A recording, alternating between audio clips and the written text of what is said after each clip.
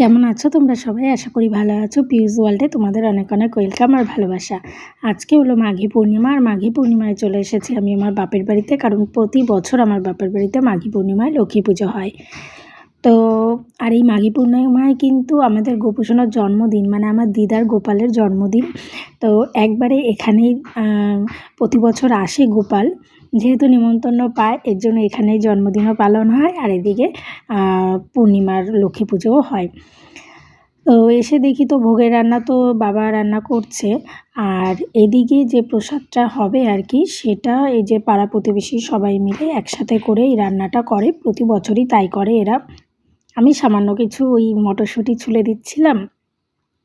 আর এইদিকে এই বৌদি এই যে উনুনটাকে এখন ওই যে সিঁদুরের ফোঁটা দিচ্ছে, যে এখন পুজো করা হবে না কি একটা করে নিয়ম আছে প্রসাদের আগে, তো সেটাই করছে, তারপরেই প্রসাদটা রান্না হবে। আর এদিকে ঠাকুর ঘরে মোটামুটি অনেকটাই গোছানো কমপ্লিট হয়ে গেছে, ঠাকুরমশাই এক্ষুনি চলেও আসবে। দিদা ফল গোছাচ্ছে আর ভেতরটা মা একটু গুছিয়ে নিচ্ছে।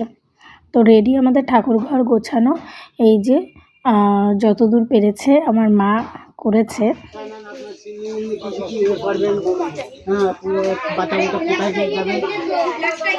উলো উলো দিল না কেউ? আচ্ছা আমি দিচ্ছি না, ঠাকুর মশাই ঢুকলো উলু উলু দেবে না? নারায়ণ নিয়ে এসছে না, নারায়ণ সাথে থাকলে উলু দিতে হয়।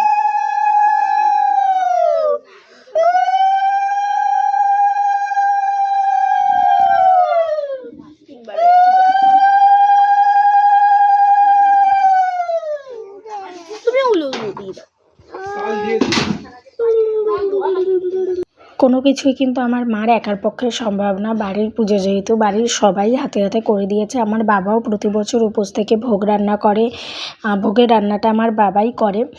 আর এদিকে যে দাদার বিশ্বজিৎ চলে এসেছিলো, দুপুরবেলা পুজো হয়নি কারণ তখন চলে এসেছিলো, যেহেতু ওদের টাইম হয়ে গেছে। বুধবার সপ্তাহের শেষ, আমাদের হাবড়া বাজার তো বন্ধ থাকে বৃহস্পতিবার, যেহেতু সপ্তাহের শেষ এর জন্য ওদের একটু তাড়াই ছিল। তাই ভোগের প্রসাদ যেটুকু আর কি আলাদা করে রাখা ছিল সেটাই ওদের দিয়ে দিলাম, ওরা সেটা খেয়ে চলে গেছে। আর এদিকে মা এখন পাঁচালি পড়ছে। পূর্বের গৌরবদান কিছু নাই আর, সোনার সংসার এবে হলো ছাড়খাড়। বিদ্যারানী বধূদের পূর্ব বচনে, হইতে না পারি কি আপন ভবনে। একদিন মনোবৃত্ত বনে চলে যায়, সংকল্প দাঁড়িয়ে। পুজো শেষ আর এখন চলছে প্রসাদ রেডি হচ্ছে। এটা হচ্ছে চিনি প্রসাদ মাখা হচ্ছে, যেটা তো অনেক কিছু দেওয়া আছে, খই মুড়ি চালকলা, তারপরে দুধ মিষ্টি বোঁদে, মানে অনেক কিছুই দেওয়া হয়েছে। আর খেতেও কিন্তু অসাধারণ হয়েছে। প্রসাদ বলে কথা, ভালো না হয়ে পারে? আর ওখানে কিছু ফল প্রসাদ রাখা আছে, আর ওই যে বাইরে যে খিচুড়ি রান্না হয়েছিল সেই খিচুড়ি প্রসাদটা ওখানে আছে, এটাই এখন দেওয়া হবে। তো আস্তে আস্তে যখন গ্রামের মানুষজন সবাই আসবে, নিমন্ত্রিতরা আসবে। এখানের একটা জিনিস আছে, নিমন্ত্রণ না করলেও সবাই আসে, এইটা এখনও গ্রামের মধ্যে আছে, যেটা আমাদের এই শহরের এদিকে নেই। আর এই যে সারাদিন এরা আমাদের বাড়িতে আসলো, পুজোর রান্না করলো, এই যে প্রসাদ বিতরণ করবে, সমস্ত কিছু কিন্তু নিজেদের ইচ্ছায়, জানো তো। তার জন্য কিন্তু ওরা কোনো চার্জ নেয় না, এরা একসাথে আনন্দ করে কাজটা করে, প্রতি বছরই তাই করে। এই দেখো আস্তে আস্তে এখন লোকজন আসতে শুরু করেছে, তো সবাইকে ওরা প্রসাদ দিচ্ছে ভেতরে। এই যে আমাদের টিম মেম্বার, আর যে রাঁধুনি ছিল সে তো চলে গেছে, তিনি আবার পরে আসবেন।